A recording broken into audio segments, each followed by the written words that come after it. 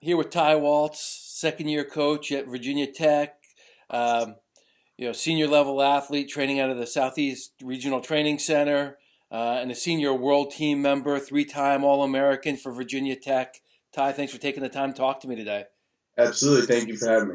I know we had a little, you got a busy schedule. You're a coach, a senior level athlete. You were just out at the OTC. Did you go right there after NCAAs? Yeah, actually, I rode back on the bus with the guys and then hung out here for a night, and then I flew out the next day. So uh, it was actually my first weekend at home. Being back, I came back on Saturday, so I kind of got to enjoy myself and see my fiance a little bit because you can't really see them at NCAAs either. So it was Right. good to kind of be home. It was kind of like being gone for like almost 2 weeks. It felt like, but it was good. It was good. Good time to grow as coaching wise at NCAAs, and then also as my with my own athletic career at the OTC. So Was there a specific training camp at the OTC? it was just I got invited to go out there to train with Jane Cox, and uh, I think it was myself, Heflin, and Snyder were all kind of invited there to train with Jane because he kind of lives there, so we were kind of going to his home per se. But yeah, it was just us four, kind of big guy training camp, and it was great because it was with less people. You have Bill Zadek and Kevin Jackson and Joe Russell watching just about every rep you do, and they'll critique you on whether or not you did something well or need to improve or change something. So it was a great week of training. Um, how many times have you been out there to train? A lot. Just I went out to the like the national team camps before I was actually on the national team. Like Titan Mercury would actually pay to send me out there, and so the Southeast Regional Training Center, we would use that money to go out to those camps because they're crucial. Whether you're going for the entire thing or you can just make a couple days, they're really really important to get to because that's high level technique that also I can bring back and show and use to make Virginia Tech better as well. So I've been going to those since about like my senior year of college. Tell me a little bit about the transition from college, being a college wrestler, very successful one, to being a senior level athlete on the world team. Um, it's definitely interesting too, not just with the whole transition of how different like the seasons work. But I mean, for the most part, you're going to be your own coach, and it's a long type of season where there's not really like an off season per se. You're usually just training kind of all the time. You have to kind of compartmentalize when you really want to be focused, when you really want to be hitting some hard training, and then also be smart enough to know when to kind of tone it back a little bit. Because if you train like a crazy college freshman constantly at the senior level, you're probably going to burn yourself out really quick. So um, definitely a little transition in terms of the way you train yourself, the way you prepare yourself. I also changed weight classes too, but now I've gotten a lot more accustomed with that. So I mean, the whole thing in general was pretty wild. And then also trying to do the coaching aspect of that at the same time was it was challenging, but also I think it's I don't know, you need something that challenges you, and it still is like I couldn't imagine just doing one of them because they both complement each other so well. While I think if I was focused on one of them, I could maybe do a better job. It's also just I feel like they bounce off each other so much that in the end you're going to be really good at both of them. Got it. How about the transition from being a college wrestler to coaching, former teammates? Yeah, What's that been like mentally?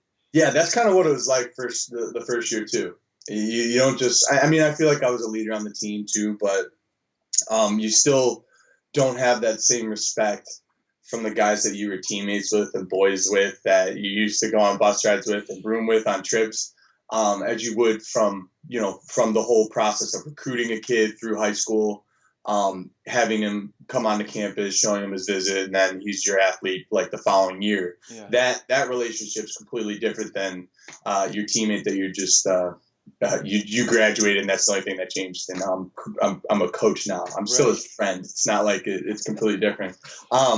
So I think that was actually a little bit of a not a struggle, but it was a hurdle for myself to be able to like if I need to get on a guy, I gotta kind of set that aside that we used to just be teammates, and I need to coach him. I need to lead him regardless. So that transition was interesting. This year definitely felt a little bit more settled in terms of my confidence of how I can communicate with an athlete or what I need to say to somebody, just because I felt like I had kind of found myself more as a coach. Interesting. Virginia Tech took 11th this year. Mm. Three All-Americans, first national champion, Mekhi Lewis.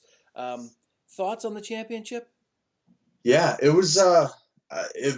So getting our first national champion was probably the biggest like monkey to get off our back in program history almost, because I mean that's what you need to do as a college program. You want to produce national champions, and the amount of just it's kind of hard to put into words how big of a deal that is, and how hard it is to understand, because so many other schools have already done that before. Like you go to any of these schools that maybe we place higher than at NCAAs, but they've had national champs before. They've proven their product can get it done at the highest level, and that's something that I felt like maybe we didn't do yet. Maybe we couldn't market the fact that we had a national champion. But now in Mekhi Lewis, it's like, look at this. Look at how fantastic of a wrestler you can be by coming to Virginia Tech. But then also to make it even more special is having a guy like Mekhi Winifrey, where it's just the most genuine athlete that you could ever imagine, where he's just just kind of so humble and just so completely unaware of how amazingly terrific he is. And having a guy like that win it. And then also I remember having like a brief conversation with him soon after. I was like, what's really cool about this now is guys are going to really start looking up to you, and like regardless of if you want them to or not, you're going to be a leader. And he's a guy that would be a tremendous leader for all these kind of young men on our team, where, if we have a bunch of guys that approach the sport and approach life the way that Mekhi Lewis does, then we're going to do pretty well. I talked to him after the Lehigh match this year, and he was, and he tuned up. I think it was a backup. I mean, Tech called him, and talking to him for a few minutes before we even started the interview, just seemed like a super calm and level-headed kid. Like, it just was interesting. He had more going on in his mind than just the match. And, as a freshman, there were kids coming up asking him questions about different things, which is not, you don't see the maturity level in a lot of freshmen that you may see in that guy. Yeah. So all of a sudden he's going to be a leader. And you had McFadden had a nice tournament. He had traded wins and losses with Cutler in the past, and I know they grew up wrestling together, and it's never, fun wrestling your elementary school buddy, but he had a good tournament too. I guess tell me a little, like Virginia Tech has been a good program ever since, let's just say, when the Brands left, a Dresser came in, rebuilt the program, and now Roby. Tell me a little bit about the transition with Dresser and Roby, and what your thoughts are on the where things are going. Obviously there's a lot of things that changed with just the day-to-day kind of like operations from a coaching perspective. Just they coach completely different. That's kind of what I'm trying to say.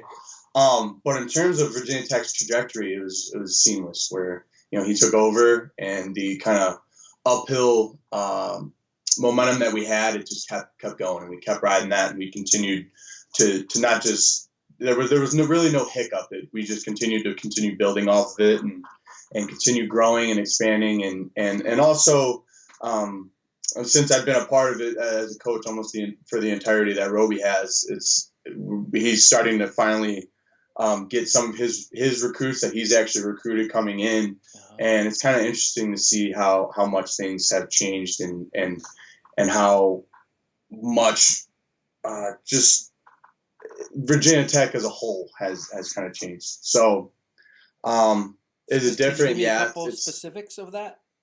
What's that? Can you give me some specifics of how much or what has changed besides some of the day-to-day stuff in the recruiting or other things you're alluding to?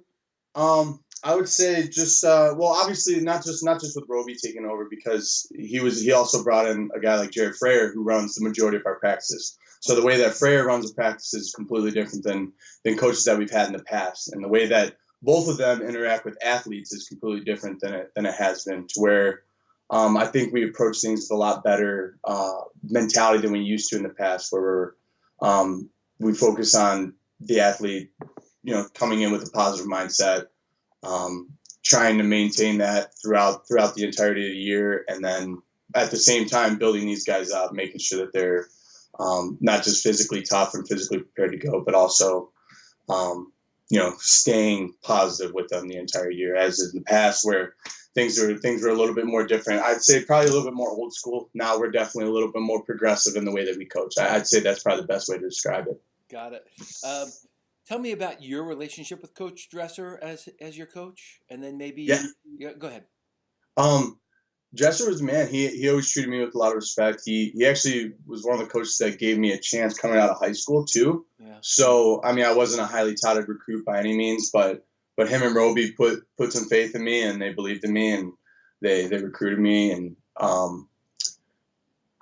obviously they did a really good job with me, because I came in as like kind of a really under the radar guy and left relatively successful. But now that Dresser and I's relationship has changed, where he used to be the guy I go to with all these questions, and he even stopped working with me a little bit throughout college, technique wise, and more so Zadok would work with me when he was there. So he kind of transitioned then, but now he's kind of transitioned where I talk to him at tournaments like, oh, so how do you deal with this when you're coaching? How do you deal with this when you're doing things? So Dresser's he's still kind of part of what I'm doing, but in a different position. How did it affect your relationship with Roby? Being an athlete, being a coach. Yeah, that's cool. It was cool to see both sides of it, and it kind of sucks. I wish I could tell all the guys on the team, oh, you guys gotta coach them and see what it's like, because it is really cool seeing them as an athlete, and you think all these certain things, and then within working with them, you start to realize it. And it kind of opened my eyes to how really, really good of a coach he is. So when I was his athlete, I didn't always work with him a lot primarily, but he would give me tips or talk to me about mentality, especially when I was younger in my career, when it really mattered a lot. And as I got older, I probably worked with him less and less. But then after graduating and working with him as a coach, I realized that he's going to help me so much when it comes to me moving up and me becoming, an assistant coach, a head coach one day, where he's definitely become my mentor, and he cares a lot genuinely, to where he has my best interest in mind, to where it's nice learning from someone like that. Nice. Now, you mentioned you weren't a super highly touted recruit. Tell me a little bit about your youth wrestling experience, and did you ever visualize yourself in this position? And if yes, at what age? Yeah. No, I did not. I mean, when I went to high school, I went to St. Ed's, and I imagined I was going to play football there. By my sophomore year, I stopped getting taller, and I wasn't that fast anymore. And I was like, all right, this football thing's probably not going to work out. So I ended up kind of focusing just mainly on wrestling. I stopped playing football my sophomore year. I stopped throwing shot and disc too, wasting my time doing that. And I put all my money into wrestling, and I got good enough to the point in high school where I won a state title my senior year, which is kind of nothing compared to what some of these guys are doing these days. And then I was lucky enough to be spotted by Roby and Dresser, and those guys recruited me. But and I'm sorry, what was your question again? Well, just did you ever visualize yourself being a Division I All-American on the world team? Coach. I mean, yeah, it's funny, and I always use this with young guys on my team. I'm like, and even when people ask me now in my career, they're like, so how much longer are you gonna wrestle? Or are you gonna be a head coach one day? And I'm like, I don't know. I do take things very much so day to day, where I have my short term, medium term, and then longer term goals. But they usually don't stretch. I don't got a 10, 15 year planned out. It drives my fiance crazy. But even when I was a freshman in college, I remember coming home after one hard practice during winter break, when you do a lot of really hard training, and I was sitting in the dorms, and I'm like, man, there's no way I'm going to be able to do this for 5 years. And now here I am, still competing 2 years after college, still thriving and enjoying the sport and loving it just as much as I did when I first started. And it's crazy to me. And that's why it's hard to imagine where you're at, because I remember just in that position like my freshman year, thinking like, there's no way I'm going to be able to do this. 2 years later, I was earning my first All-American honors, and I was like, wow, like some of the fruits of my labor are finally being rewarded, and that's kind of what inspired me to continue doing and continue enjoying the sport. And that's what made me enjoy the sport when I was younger in high school. Actually, was I didn't like football that much because like you could go out there and like even if you work insanely harder than somebody else, they probably can still be better than you at a certain position, whether they understand the game more. No matter how much film you watch, how much you lift weights, how much you run, do this, you might not get that spot. You might not get that opportunity to have that spot. With wrestling, all that stuff's rewarded. Yeah. And that's what made me love it when I was little, because I knew and I had a feeling that I could outwork the majority of people that I was competing against. So regardless of who it was, I could probably catch up to them. And I kind of have that same mentality now in my career. Huh. So that same love of the sport, and you recognized it in high school, you still have it now. Yeah, I haven't talked about that in a while, though, so it's good to remember.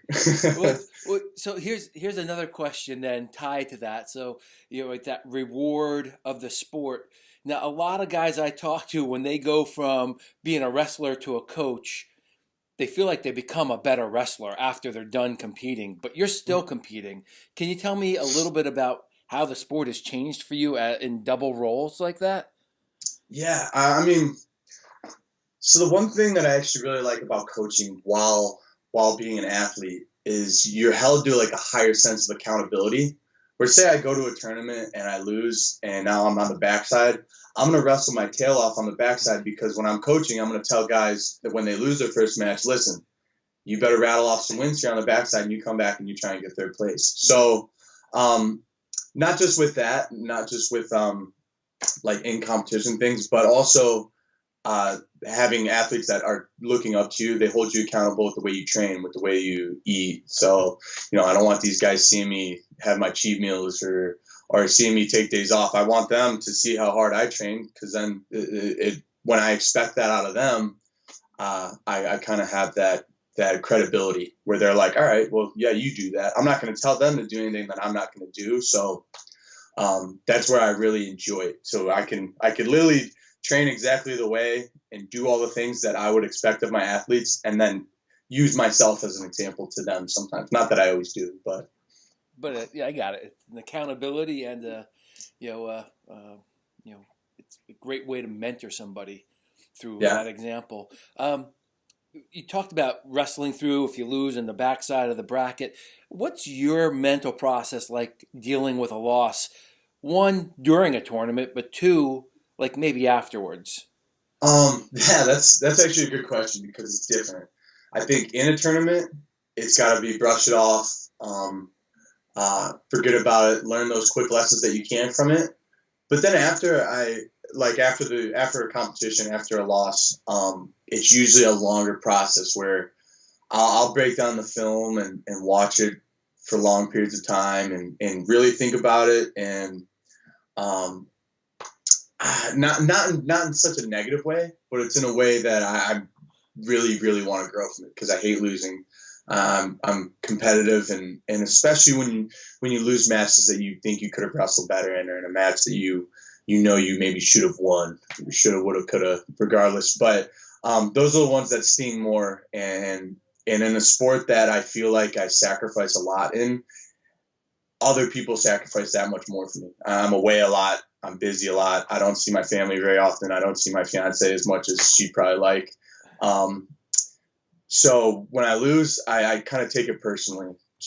And also I feel like other people should take it personally that believe in me, where it's like I want to do good because these people believe in me. I want to prove them right for believing in me. So that's kind of like the mental stuff that I think about afterwards, that in turn turns into some serious motivation moving forward, where I'm like, all right, we got to do all these things right, and we got to change this, and we got to change that. So there's obviously the mental side of the wrestling side, but then I think about all the intangible type things, because that's the stuff that's going to truly keep you motivated for extended periods of time. If you just analyze that wrestling match, you could drive yourself crazy. But with post-collegiate wrestling, with as long as seasons are, you got so much time to dwell on certain stuff that it's better to try and motivate yourself from it than stay negative. So you said something, and I don't want to put words in your mouth, but are you replaying certain matches in your mind?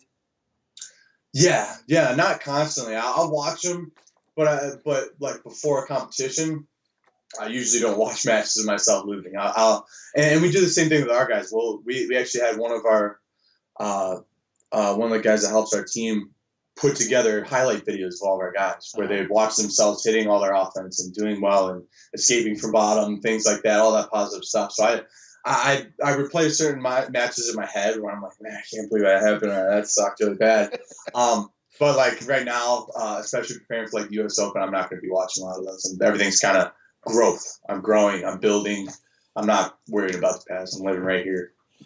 Yeah, I do some coaching, and I have for a while. But one of the things I think kids would benefit from, and I'm always telling them, is to put a highlight reel together. Because you're always going to lose. I mean, no matter who you are, you're going to take a loss somewhere along the line, and it's great to just see yourself do well. So it's just something that I think it's a great thing. So moving on, I don't want you to take this question the wrong way, but enough wrestlers have told me answers that don't make sense to some people that I wanted to get your opinion. So you were All-American three times.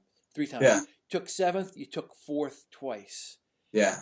Now, a lot of wrestlers at the end of the season have told me they'd rather finish lower and win their last match than finish higher. And can you tell me, was there a different feeling from finishing 4th versus 7th? After you win your last match, you're definitely more excited, and especially I remember like my senior year. Well, first off, both of the times that I was in that 3rd place match of those last 2 years was against a guy that I had beaten multiple times. Yeah. And so that was one thing that I felt like I almost had like going against me going to those matches where I knew those guys were going to be extremely hungry, this and that. And obviously I was too. But also both those years were years that I imagined myself winning a national championship and wrestling in that finals. Everything that I visualized all year was myself getting takedowns on the big stage against the opponent I imagined I was going to wrestle. With like getting my hand raised at the end, how I would celebrate at the end. Everything was geared towards that. So being in that 3rd, 4th place match, that wasn't always where I wanted to be, and it was harder even to wrestle a guy that I had wrestled 3 or 4 times, both of them. Like my junior and senior year were against it was Adam Kuhn and Tanner Hall, guys that I had wrestled multiple times. So, since I didn't stop competing, if that was the last match I had to think about for like the entirety of my life, that would definitely stink, and I'd probably worry about it more.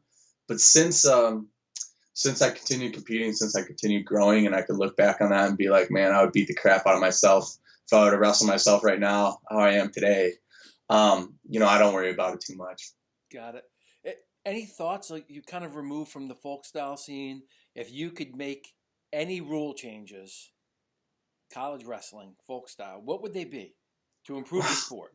Well, they like totally did me dirty by changing the beard rule the year after I graduated. I was like, for real? And not only that, but after I graduated, they put NCAAs in Cleveland, my hometown, too. And I was like, what is the deal? You could grow beards now, and also NCAAs are in Cleveland. But obviously, like the headgear came into question at NCAAs with Dave Fix and Suriano. Yeah. But I don't think headgear is. We also have guys, and it irks me a little bit when guys are out there adjusting their headgear, and totally it brings you out of the match when you have to just take a step back and adjust your headgear and do stuff like that. I think the hands of the face rule is kind of ridiculous. I think only like totally purposeful, ridiculous hands of the face calls can be called for a point, unnecessary roughness.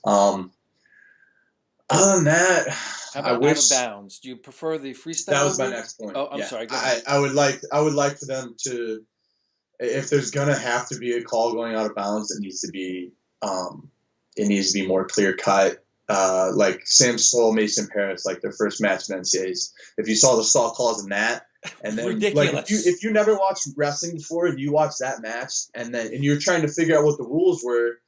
After that match, you would have no clue what garnered a stall call and what didn't. You'd be like, I don't get it. Why did they give this guy a point? Why did they take this guy's point? And like, I don't know who should have won that match after all those crazy points. And that was insane. It's a mess, and especially at like in a match where that's going to be a huge factor.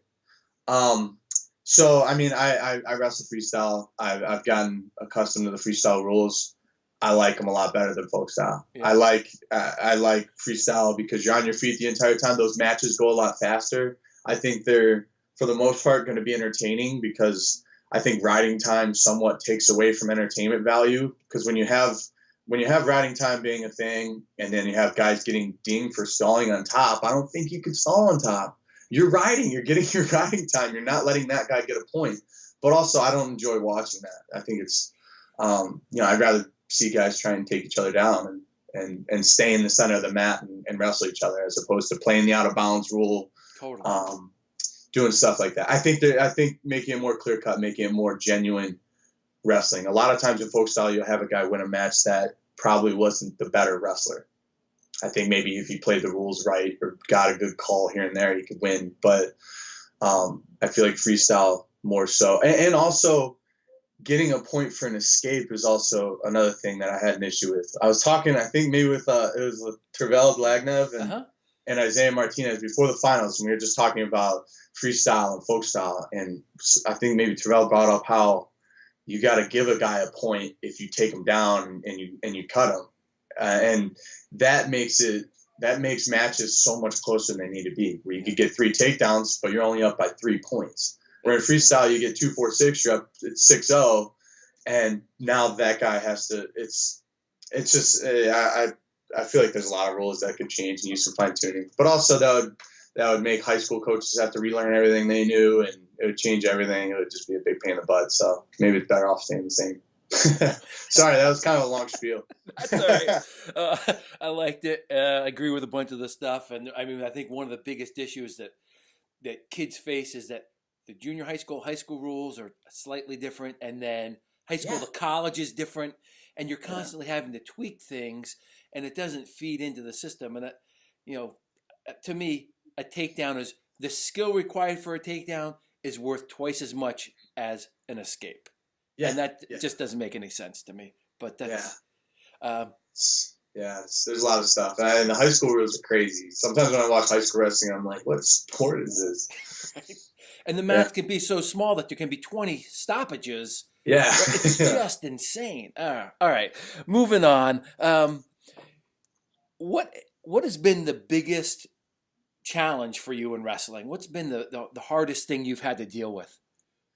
God, I feel like that one always constantly keeps changing. Throughout college, I felt like I never felt like there was like insurmountable, like crazy odds going against me the whole time. I always felt like I was beating everybody, and I didn't have that, and I felt like I was like right there.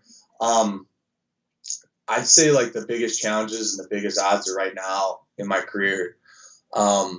Having good domestic competition at my weight class, obviously with Kyle Snyder and Kevin Gatson actually had beaten me last year as well too, to knock me out of World Team Trials.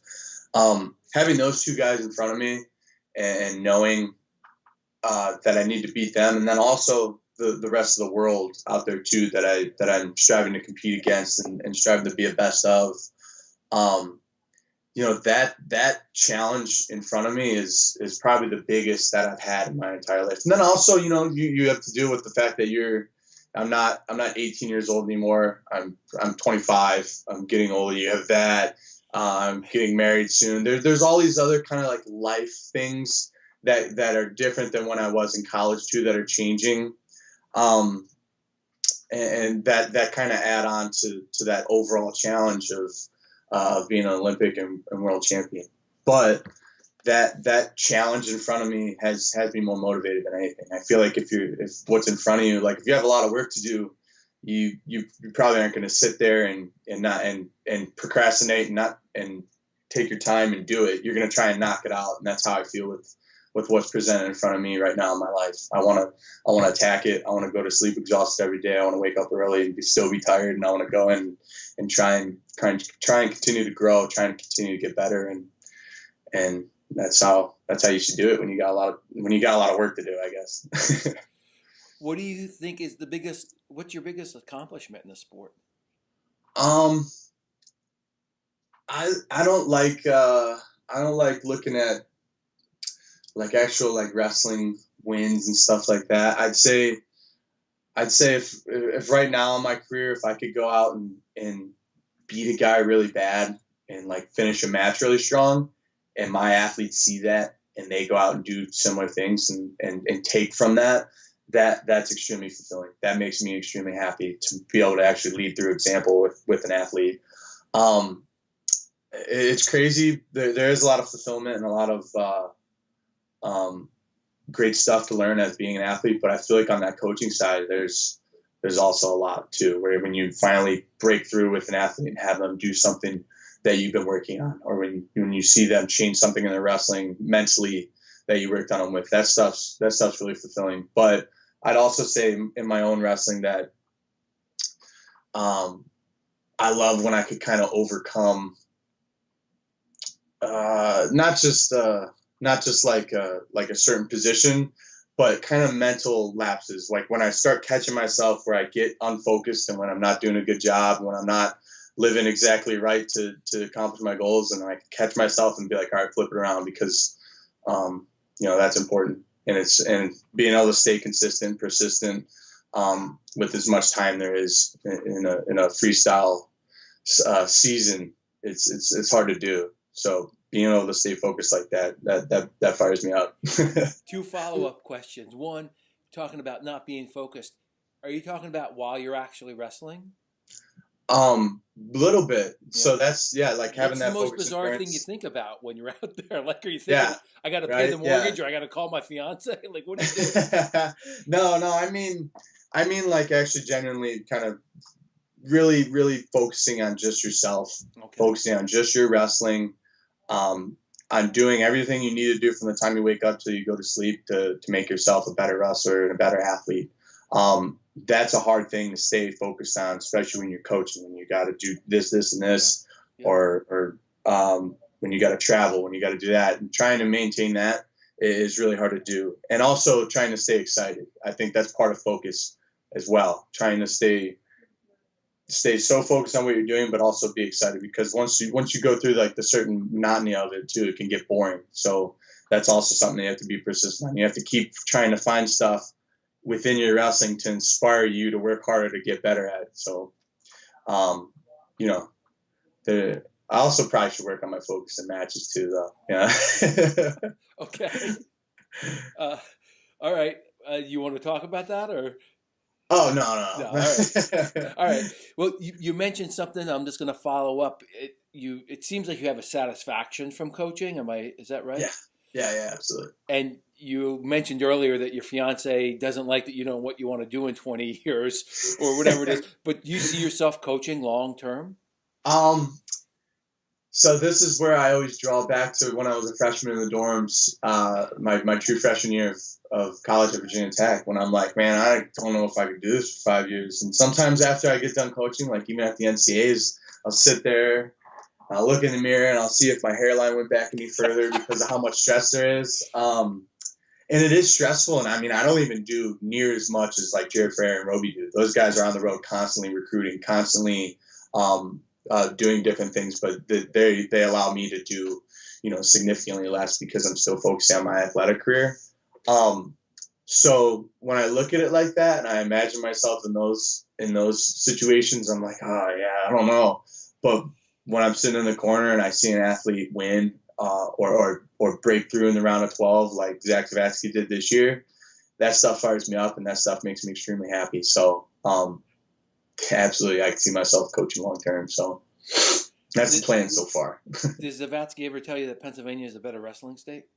I think it is. Everybody's high on New Jersey right now because they had a couple national finalists. Right. But we actually have a couple guys training with us this week. We have Pat Downey here and Cody Walters from West Virginia here training with me and our guys at the Southeast Regional Training Center. And Cody Walters and I were sitting on the couch yesterday, and we were like, man, everybody's talking about New Jersey, how everybody needs to adapt to the way New Jersey's doing everything. And we look back through like the past couple of years, and it was like PA, Ohio, Michigan, PA. PA is always first, so it's like you kind of can understand they're probably the best, and they are, I think, the best wrestling state.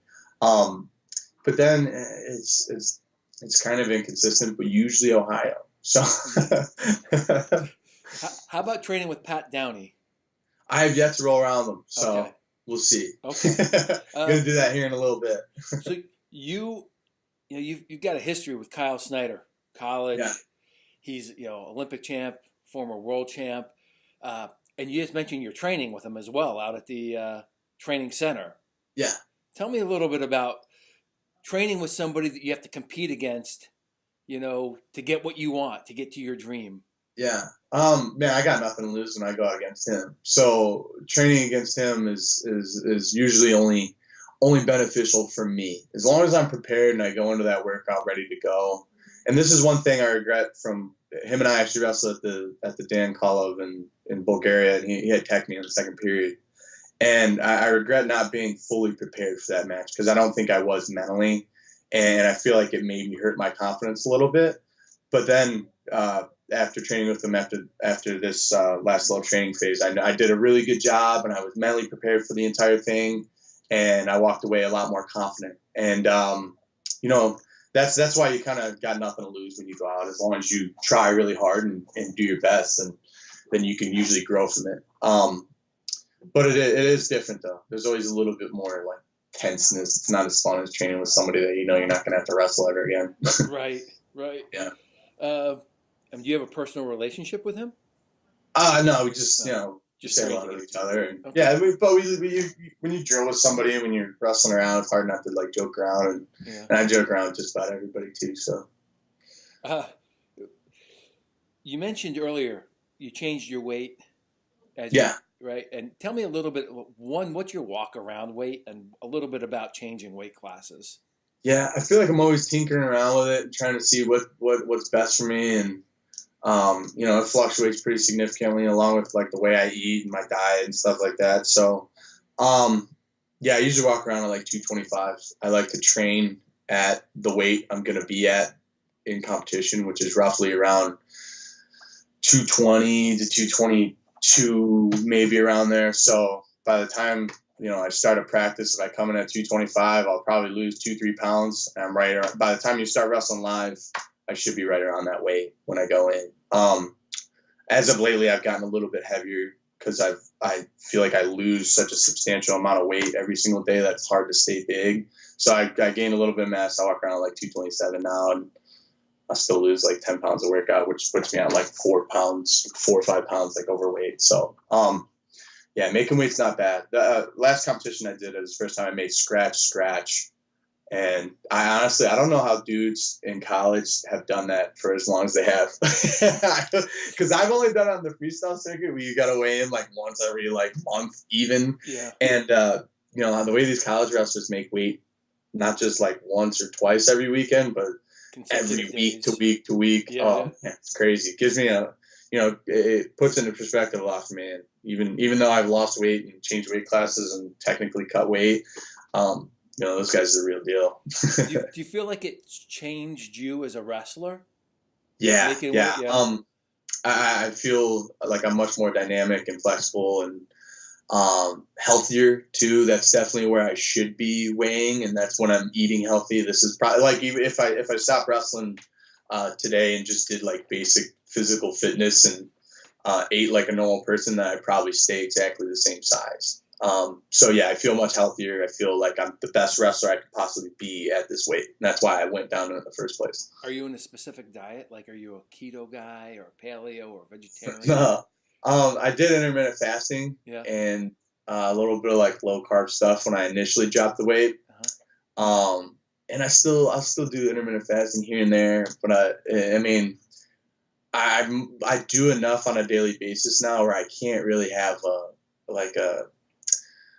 crazy strict diet. Like, I just eat a lot now at this point because my workouts in the morning are really intense. Usually after those, I'll drill with somebody, and then later in the afternoon we'll have that second workout, and that's like live and hard wrestling and drilling. So that's essentially 2.5 to 3 workouts a day to where I'm not going to be starving myself for half the day. I need to eat for fuel. So that's kind of, which I'm way happier now, and I think I'm nicer because of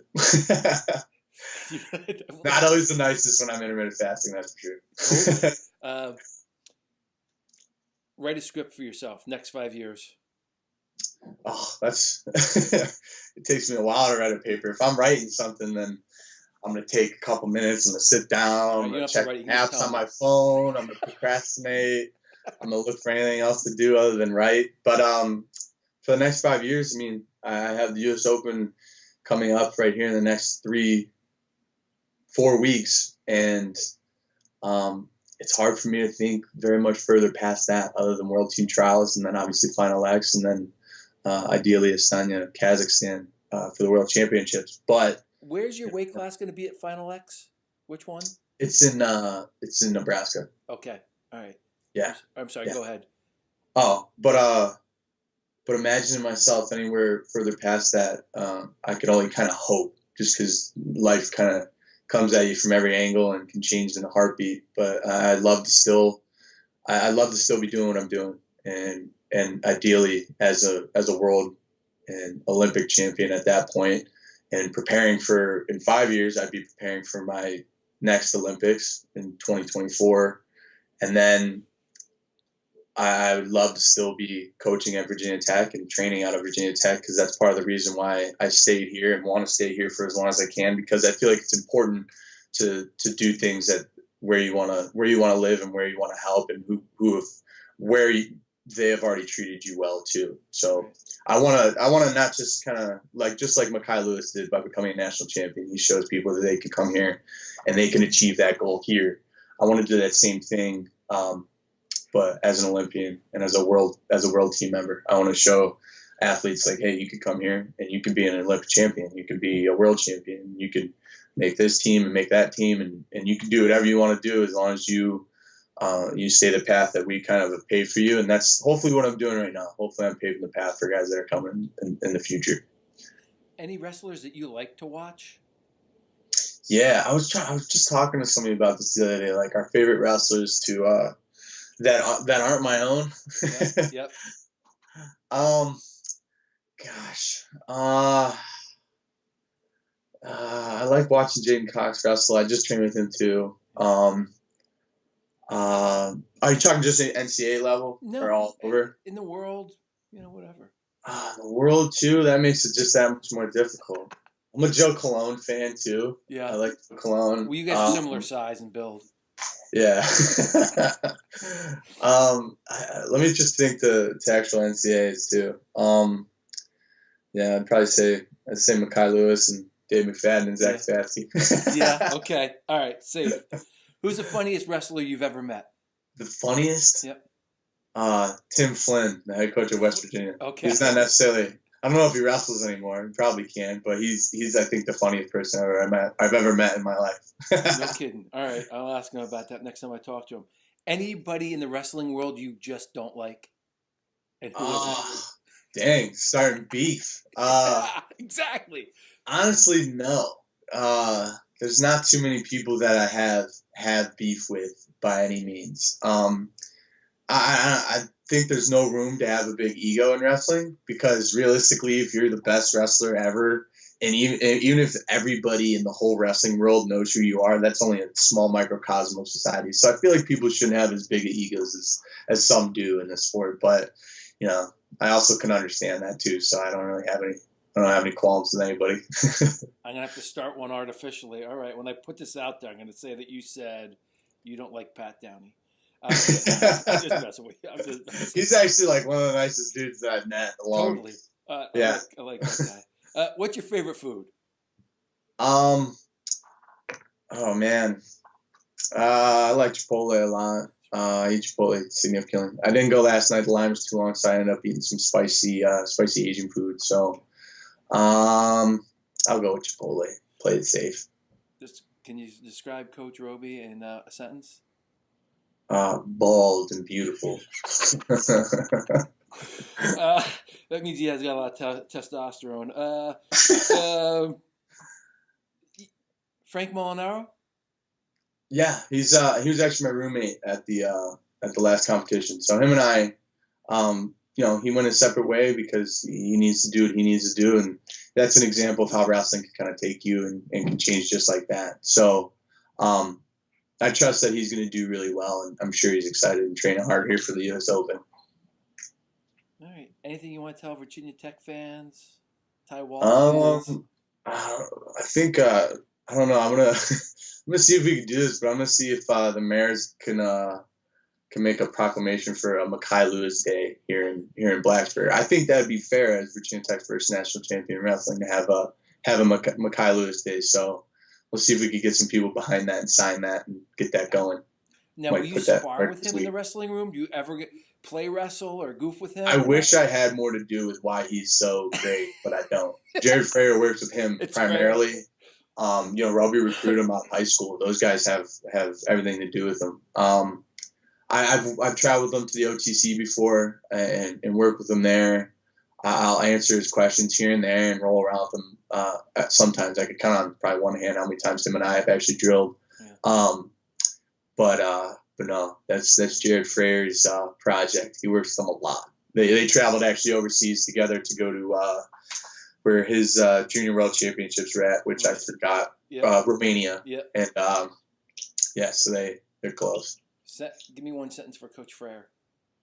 Man, he's cooler than you.